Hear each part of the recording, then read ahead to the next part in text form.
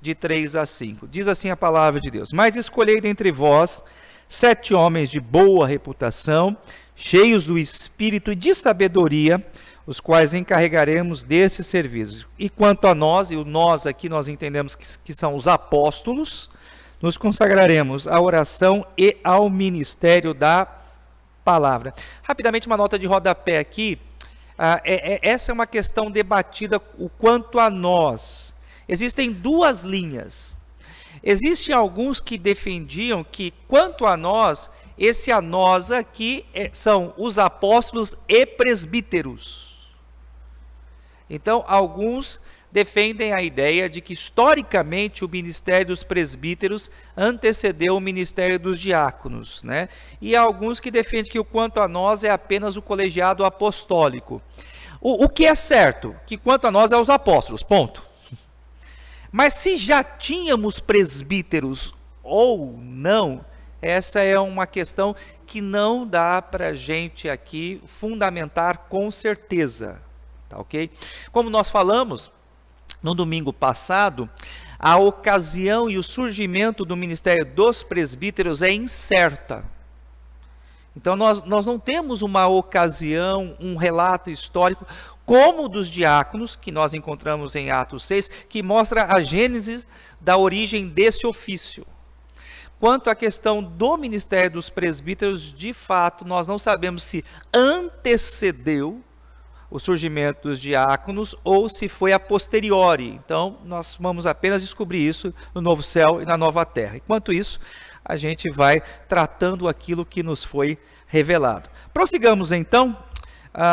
O versículo 5, o parecer agradou a toda a comunidade e elegeram então os 7 homens que aí estão com os seus nomes escritos. Então vamos aqui fazer 3 breves considerações sobre esses 3 versículos. Primeiro, observemos que os servos ordenados são escolhidos de dentro da igreja, ou seja, a igreja ela não pode importar presbíteros e diáconos.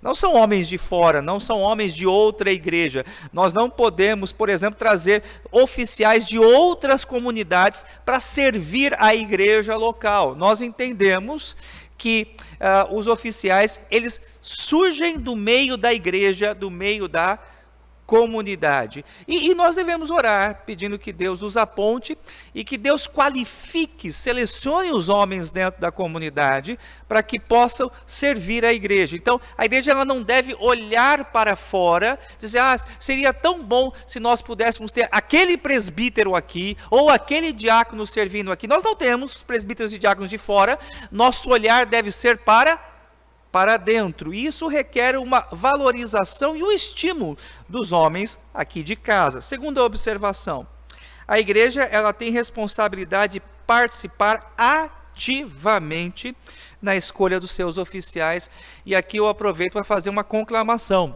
O dia da Assembleia não é o seu dia de folga, não é o seu domingo de férias. Você que é membro da igreja deve vir participar ativamente da Assembleia. Eu chamo a atenção disso porque, infelizmente, algumas pessoas têm a seguinte mentalidade totalmente equivocada, errada. Se eu não for, a igreja não vai sentir falta e o meu voto não vai fazer diferença nenhuma. Deixa eu só deixar você alerta dessa questão. Se você faltar, você pode prejudicar a Assembleia como um todo. Porque na nossa Assembleia Extraordinária, nós necessitamos de quórum. Existe um quórum mínimo.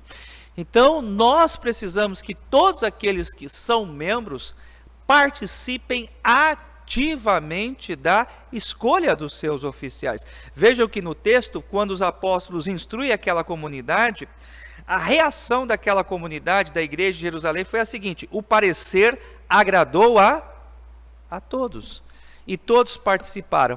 E eu relembro aos amados irmãos, relembro dos votos que a gente faz.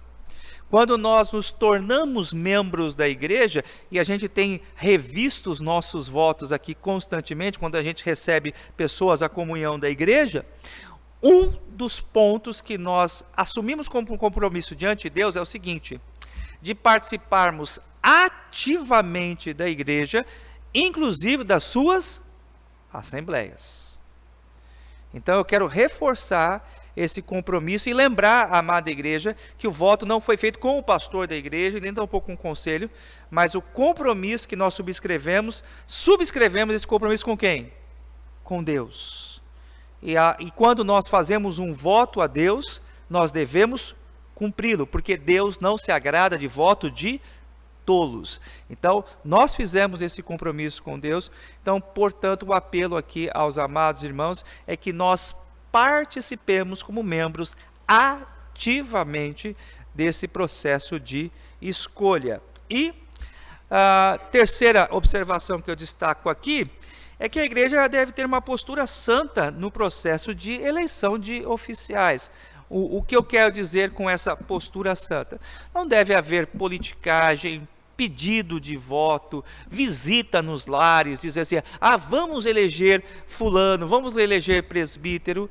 Isso não agrada a Deus. Então nós precisamos ter uma postura santa, e a postura santa requer oração, piedade, que não haja boca de urna na igreja, mas que nós possamos realmente termos um comportamento piedoso diante de Deus. Que a igreja ela se porte com santo temor, considerando a importância desse momento. Assim seja, igreja.